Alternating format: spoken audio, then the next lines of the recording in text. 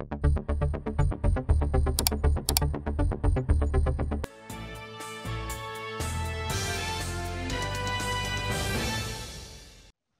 हम आपको आगाह कर रहे हैं, कराची में आज रात भी शदीद सर्दी पड़ेगी। मौसमियाती तजियाकारों ने शहर कायद में कल से सर्दी में कमी का इम्कान जाहिर किया है। मौसम की सूरत हाल बताने वालों का कहना है कि आज रात भी दर्जे हरारत सिंगल डिजिट में रह सकते हैं, जबकि कल से कराची में सर्दी की शिद्दत में कमी आने का इम्कान है। मौसमियाती तजियाकार के मुताबिक 18 जनवरी को एक और मगरिबी हवाओं का सिस्टम मुल्क पर असरअंदाज होगा। इस दौरान मुल्क भर में सर्दी की शिद्दत में कुछ कमी आएगी। उन्होंने मजीद कहा कि 23 या 24 जनवरी से शदीद सर्दी की लहर मुल्क को अपनी लपेट में ले सकती है। इस दौरान कराची में एक बार फिर सर्दी में इजाफा हो जाएगा।